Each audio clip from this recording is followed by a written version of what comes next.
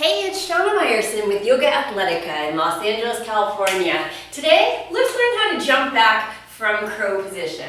In order to be able to jump back from crow, of course, first you need to be able to jump back in general. Now, I do have a video about that. You can always find the associated videos by clicking on the I in the, I think it's the left-hand corner of your, nope, it's the right-hand corner of your screen. It's in one of these two places. Let's talk very briefly about jumping back from just standing, and then we'll get into the crow stuff. When you're jumping back from standing, the main things to remember are, we always land in Chaturanga Dandasana. That means elbows are bent 90 degrees. Never in plank. That means straight arms. So when you jump back, you land with elbows bent 90 degrees, and you gotta think, this is super important, heart forward, legs back, like you're pulling your body long. Again, please watch the video for the full explanation on how to do this jump back. I just want to give you a quick review. It's hands go down, you bend your knees as much as you need to get them flat, to get your hands flat, that is. So if you're on your tippy toes, it's not a problem at all, but you don't want to be either thumbs backwards or on your fingertips. Palms must be flat. I start, of course, with my arms straight. Remember that they're going to wind up bent on my landing. If I just jump my body straight backwards, this is what people do when they are sort of newer to this, I wind up in something resembling more of a dog, and then I sort of move forward to plank, and that's not it. In order to get the Chaturanga, I have to really lengthen out my body. So think about maintaining elbows over wrists, and notice how my shoulders will come way forward to accommodate that, and my chest goes way forward. So it's palms flat, and when my legs go back, my heart will go way forward to compensate. And I land in that 90-degree position. Why 90 degrees? Because the bent elbows act like a shock absorber to protect not only your joints, but that all-important spine. Again, check out that video, nail that down if you haven't already, before moving on with this one. Let's move on to step number 2. So you've got your jump back. You understand that it always lands in Chaturanga Dandasana.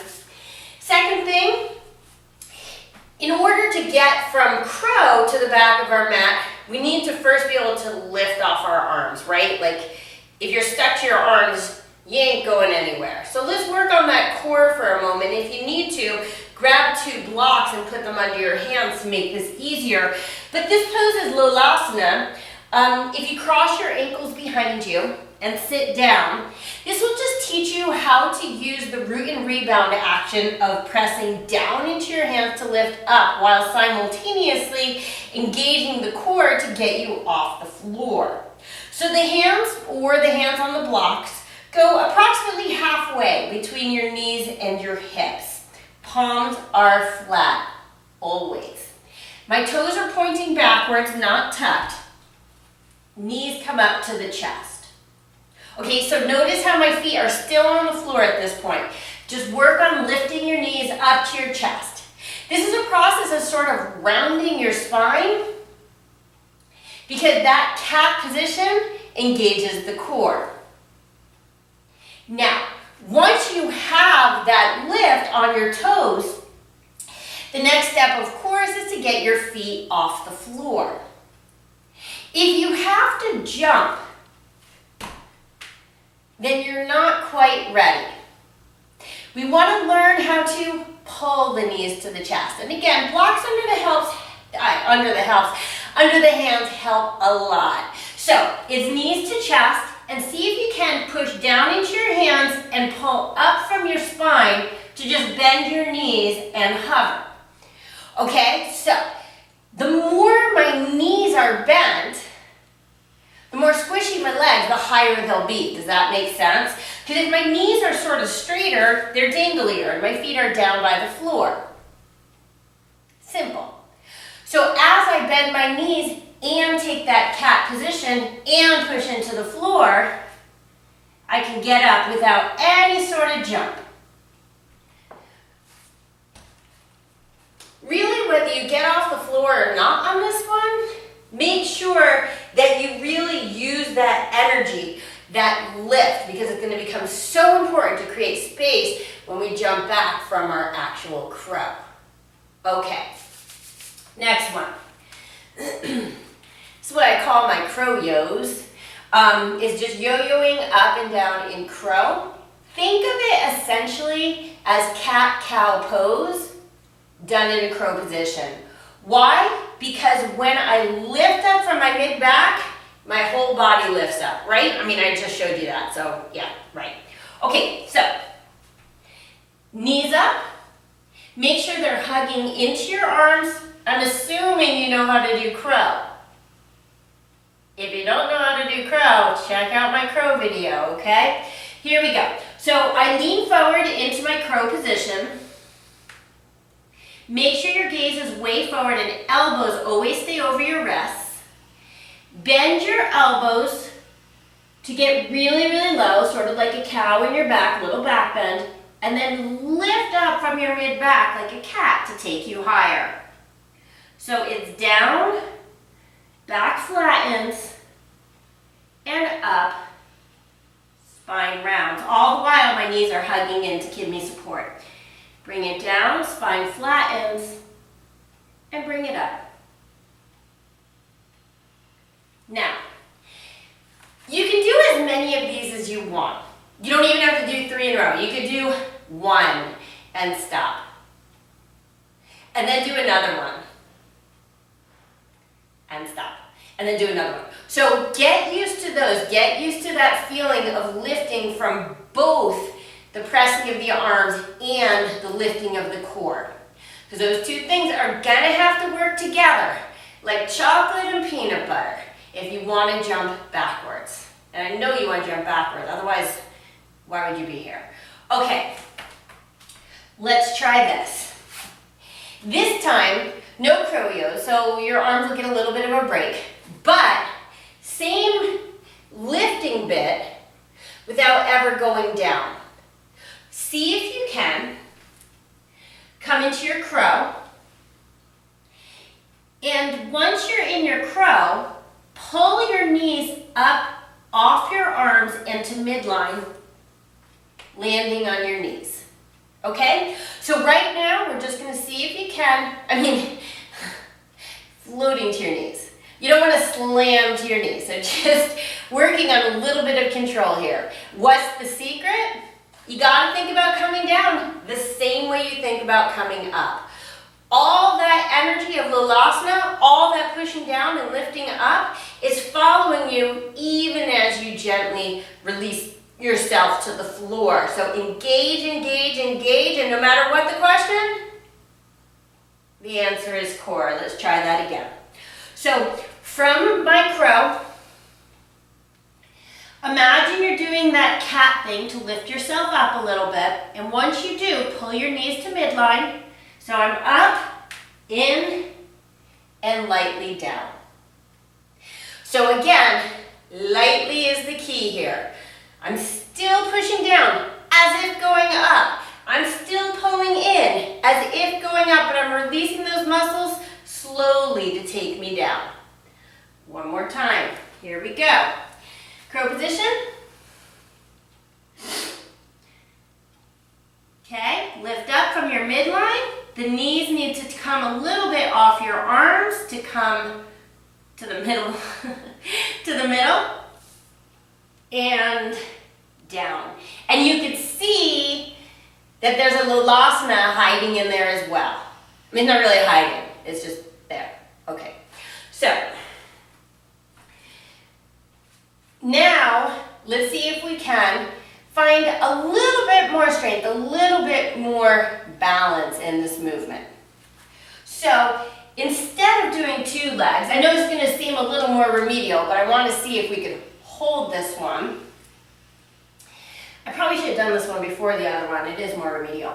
Okay, we come into our crow, and see if you can just lift one leg to your chest and hold it there. And then shoot it back.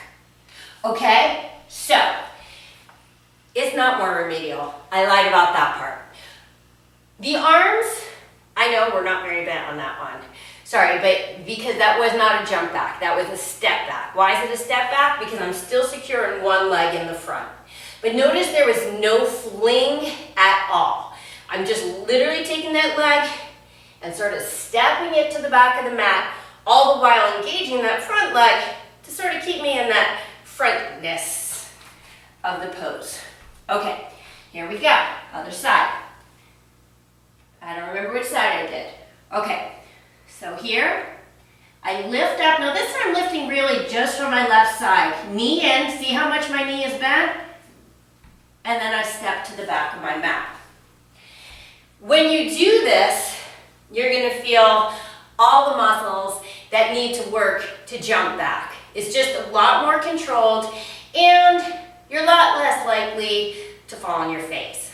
Now, remember, whenever you feel like you're gonna fall on your face, there are two things that can help you. It applies to crow just like handstand. A, push into your fingertips like crazy, like you're trying to dig into the floor, okay? It's gonna help to push you backwards so you don't fall on your face. Second, look up like crazy, okay? Lift your collarbones and look up. That also is gonna stop you from falling on your face. Oh, and keep your arms strong. That's really gonna stop you from falling on your face. Because if you collapse your arms, you collapse your pose and done. Okay, got it? One more time. Here we go. I secure myself with my left leg, pulling up from the right, knee comes into chest, hold. So my core is working, my arms are working, my leg is bent, and gently step backwards. How's it coming? Left side. Okay, last one. Here we go. Look how high my knees are on my triceps as well. That really helps to give me a little bit more stability in the pose because the closer my knees are in, the more my core is going to engage by default without even thinking about it. Here we go. Pulling in. Lift from the left, knee tight, and step it back. Once you have that, you get most of what you need to get your jump back. Now, taking all this stuff and sort of blobbing it together, remember, probably the most important thing you need to remember, when we jump back in yoga, no matter what pose it's from, whether it's from standing, whether it's from handstand, whether it's from crow, or any other arm balance, we always land in Chaturanga Dandasana. Did you say it? I hope you said it. I hope you didn't say plank. I really, really hope you didn't say plank or even think plank. Because don't talk to the camera. I can't even hear you. Just think. Chaturanga Dandasana, Chaturanga Dandasana, Chaturanga Dandasana. How does that happen? My elbows need to be bent and my core must be engaged. Now remember that first thing I talked about when we jump back, which is that heart needs to go forward as legs go back. It's the same action as jumping back from standing. We're just not standing. So we need to take the combination of being able to lift the legs off with the chest going forward and the legs shooting back.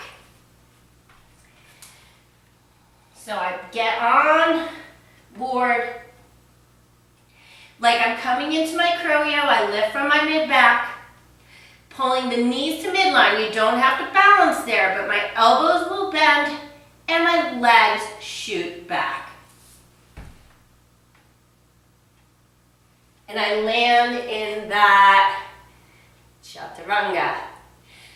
Too many people forget to shoot their legs. They actually get off the arms, which is awesome. Any chance you've seen this, perhaps in your own body? Right? So a couple things happened there, or didn't happen there. A, my heart didn't go forward.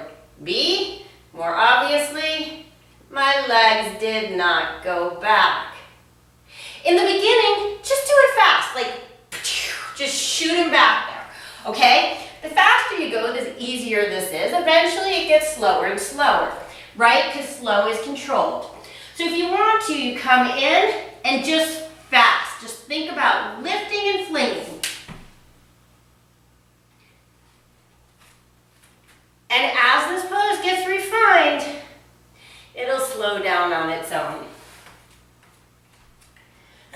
Excuse me. So I'm up. My spine goes high, my legs come off. And as my arms go forward, my legs go back. Chaturanga. And now, you're jumping back from crow. Well, maybe not now. Maybe next time. Maybe the time after that. Doesn't even matter when it is. Practice. Make sure you're landing in Chaturanga. Get that length and use that core. This is Shana Meyerson, wishing you an awesome day.